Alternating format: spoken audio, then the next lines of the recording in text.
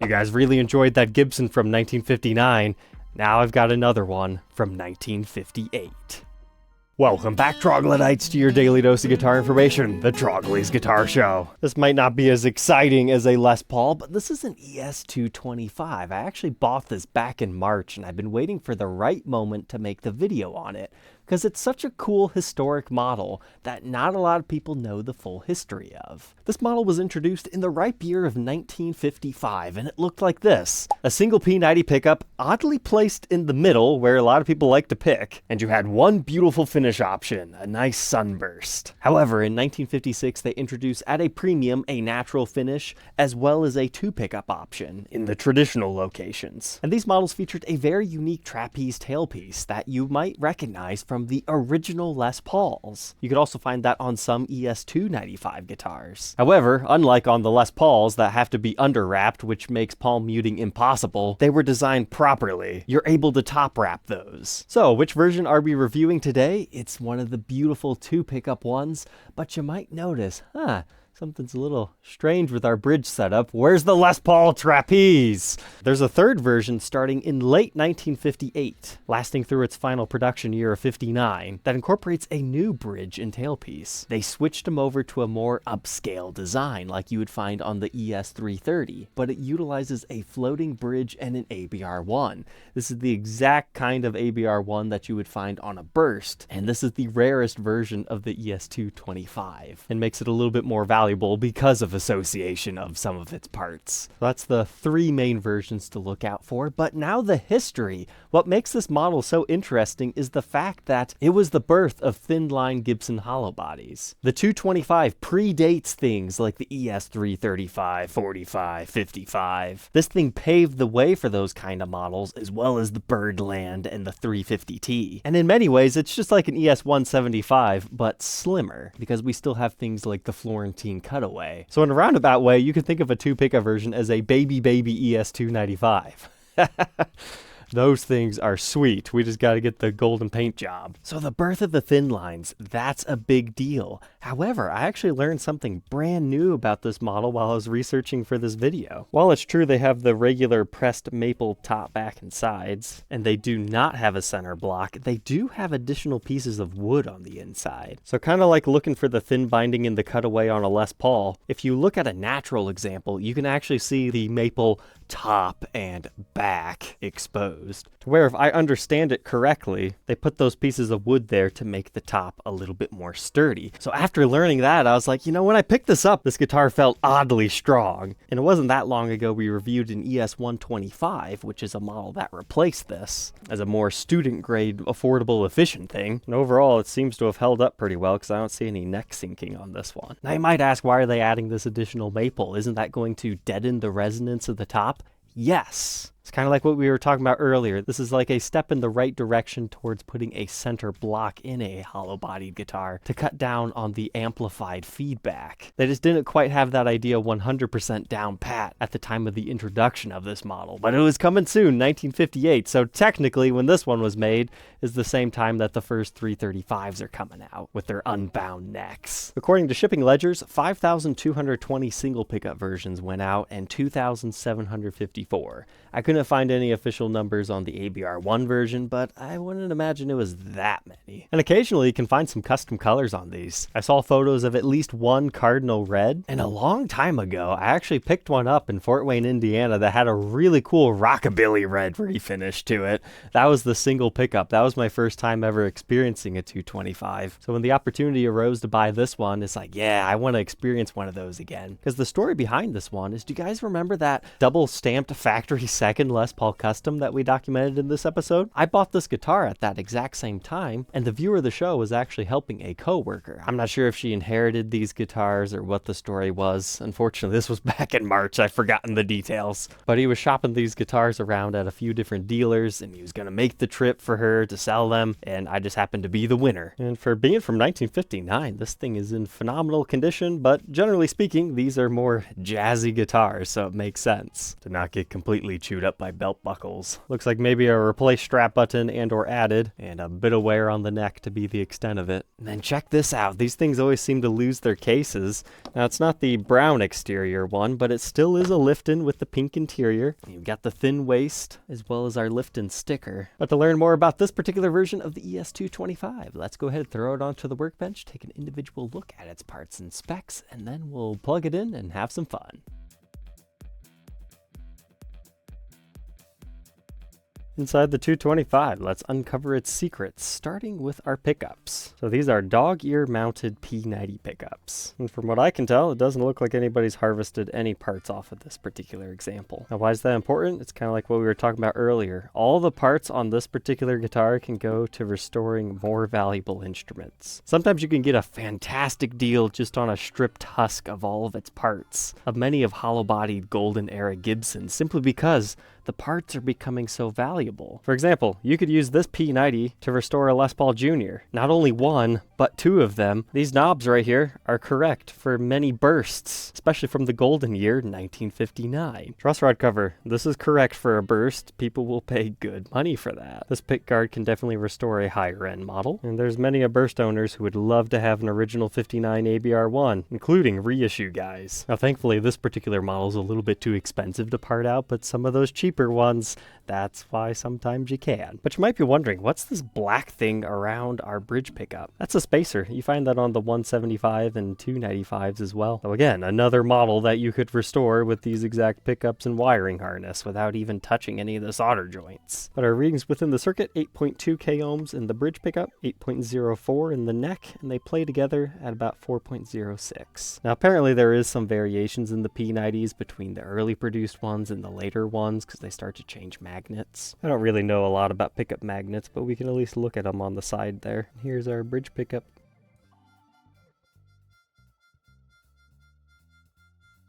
I'm excited to check out inside this thing. As far as the edges, it's like what we've seen on many a modern day instruments. You've got your curved edges that they can then glue the top, back, and sides together to. And just like in the regular cutaways of the other ones, the Florentine just gets a slightly larger block there. But that's just for the flat side of the horn. It's very interesting to see such a large swooping cut there. But there we go. There's that maple block I think we were talking about that we could see exposed in the cutaway there. Right along here we can see the top portion of that as well. And right here is where the neck is inserted into the body. But this is looking along the top, so it's kind of like, remember how you see the center block on an ES-335 and how it has a spruce bracing?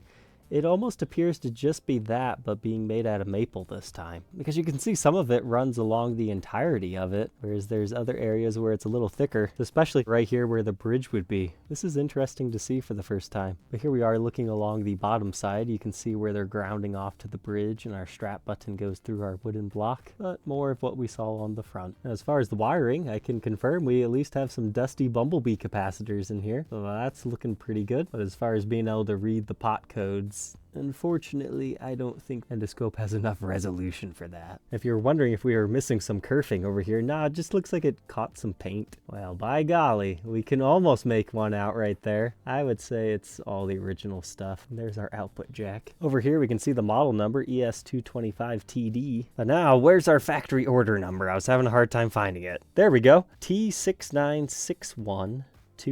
So even though the internet says last year production 1959, remember, it's never, oh, it's 1959, let's switch over. It's always hazy dates. So 5859 for this configuration. That backs up with what I know. But as with any 50s thing, it's always important to look at all the parts. So here's a look at the back side of our P90 cover, UC450i, and now our bridge pickup cover has more of the same. But this utilizes a floating rosewood bridge, which is cool because in this era we're using Brazilian rosewood, and this one has some really nice color streaking to it. But here's what the backside of that looks like. It is not pinned to the top. That's why I have a general outline of it here with painter's tape. But we'll take a close look at this ABR1. You can see the edges of the saddles are pretty worn. As far as our markings, here's what I see, and here's our foundry mark. This does feel oddly heavy. But now down here to our trapeze. We've seen these enough. The ball end of the strings go in here. That secures it into place. And then this comes down like so. That secures to the body using 2 screws, as well as your center strap button that we saw on the inside. Guess I forgot to talk about your toggle switch tip. Even something like this would be quite valuable to someone. It certainly looks convincing. But something about this guitar just said, don't do your full cleaning restoration job. I did a mild polishing, very, very light, because I do like the patina that this one has. But I could see there's like a little bit of flame figuring that I knew I could bring out just a little bit more. It's a nice subtle flaming though. And then of course you've got your finish checking running all over. Our knobs even have some very nice greening going on to them. Not a lot, but just enough to appreciate. Those pots are very filled with gunk. I'm imagining the electronics might need cleaned out. This particular pot though is very slow to move. So if you're interested in being the next owner of this one, please keep that in mind. I don't feel like fishing things through guitars today to do that. Well, this pickguard was kind of cool. So at first I was like, how on earth do I remove this from the guitar? Because it's not like what I normally see. A lot of times you'll have like a plastic spacer and then they drill into the top, but this actually has a similar piece of plastic like glued onto it, similar to what you normally have for the block of the bracket, but it has this hole here and they've actually barbed the edge of the neck and that just inserts inside your pickguard and you just slide it on like so. But at first I was like, does it need to be unscrewed? Is it nailed in there? Am I going to break something? But just some light jiggling was able to remove it. That's a really cool idea because it makes the face look very clean. You don't have any screw holes and it's much stronger than the screw. And it makes it nice, flush and level. You don't have to worry about it flexing in that area. As with most of these pick guards, they do tend to warp over time, but this one's not in too bad a shape. It does have a little bit of a dip though. But what a fun learning experience here.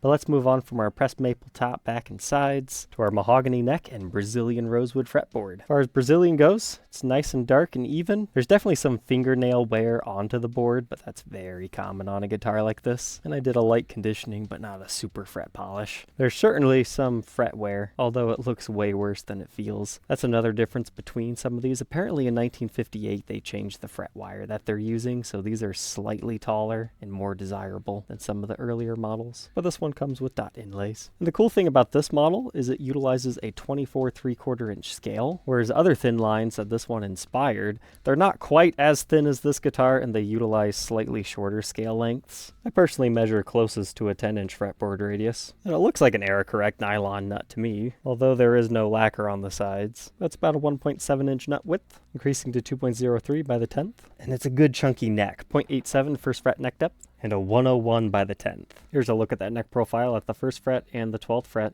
It is definitely nice and rounded if that's what you're after. Now, as far as the face of our headstock, got your beautiful Gibson mother of pearl logo, always looking nice. Your vintage style Clusons with the button style tuners, not my favorite, but it is what it is. Some good finish checking up here, and our truss rod is in surprisingly fantastic condition for the year and still adjusts. And here's a closer look at our truss rod cover. What you want to look for here are the roller marks. So if you get it in the light, you see those lines that show. That's something that burst aficionados really enjoy. Some repros do get that right, but currently I don't think Gibson's trying to reissue that spec. But here's the backside, and you can see how the black portion is actually raised above the white. Gives them their very distinct look. The reissue ones at least get that part correct.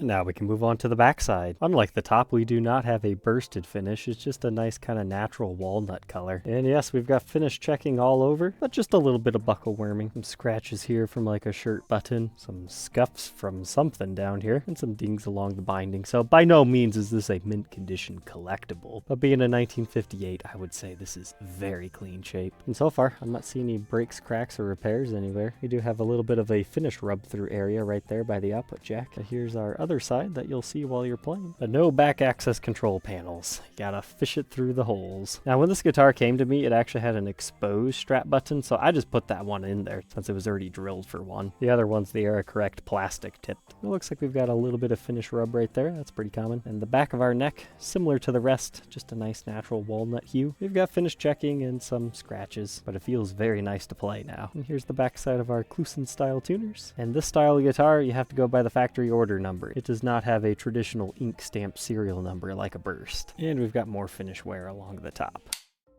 It's always important to blacklight an old guitar. Got a little bit of a shadow casted by our toggle switch there. Otherwise, it's mainly just your arm resting area. You don't really see that in normal lighting situations, but it appears there's at least been some clear coat rub. I guess now that I feel it, there is a bit of a different feel right there. As far as our knobs, everything's looking peachy there. Look around our neck joint, nothing fishy in that area. Got some rub along the edges. Other side of the neck is looking good, as is our cutaway. Just some nicks and dings. Headstock has no headaches. Our back is a very nice even glow. Just looks like a little bit of finish loss right there. Although it looks like there might be something stuck to the finish right there. It doesn't feel like finish loss, but we already saw most of these finish wear through areas on the neck, so that's not really a surprise. It doesn't look like any breaks, cracks, or repairs. My best guess is that area right here might just be like reaction to the guy's skin or maybe a lotion, because over here you can feel the regular, really nice, glassy, smooth nitro finish, but over here, you can even kind of hear it. Here's the smooth. Here's the wear area. Now, if that was somewhere like over here, then yeah, I'd think, oh, maybe something happened. But nah, that's a pretty common area for stuff like that. This top looks quite nice in this lighting. But all said and done, this one weighs a nice 6 pounds, 2 ounces. Let's go ahead, plug it in, and hear how these vintage P90s sound.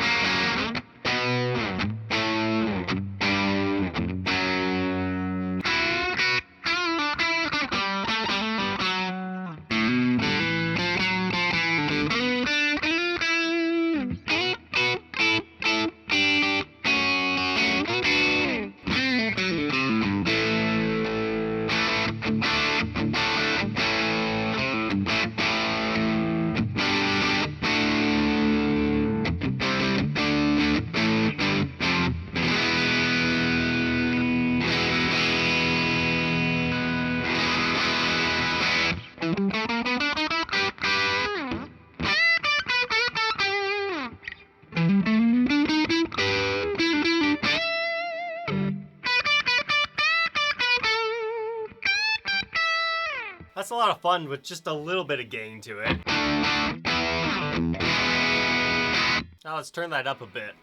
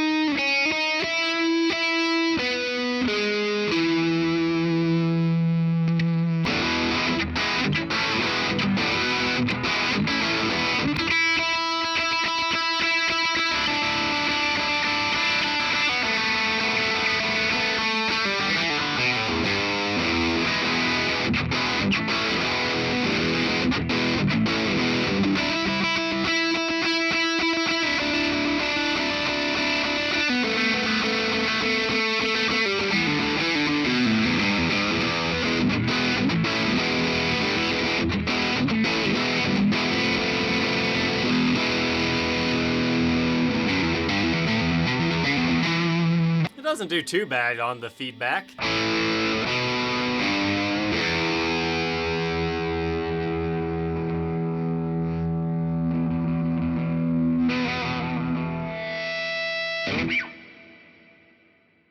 So there we go, a beautiful ES-225 from the year 1958 in the lesser commonly seen ABR1 setup with 330 style trapeze tailpiece. What were my final thoughts? Was it my favorite guitar I have ever played? No, but there's something to these old semi-hollows and arch tops. They just make you play a certain way. I very much enjoyed the mellow tones out of this thing. It might not be the heaviest rocker out there, but you can still get into those territories. This would probably be a fantastic jazz guitar, but that's not currently how I'm personally set up to be playing. But I certainly enjoyed giving this thing a whirl. The neck profile is actually very comfortable on this. Like, even if you don't like big necks, it has a nice kind of roundedness. It's not really a V shape, but at least in my hand, it doesn't feel as big as some of those numbers might suggest. It's substantial without being too boisterous. So I hope you enjoy your newfound knowledge on the ES-225. If you're interested in being the next owner of this particular one, you can find it for sale on my website, troglysguitarshow.com. Otherwise, we'll catch you guys tomorrow on the next one. Take care.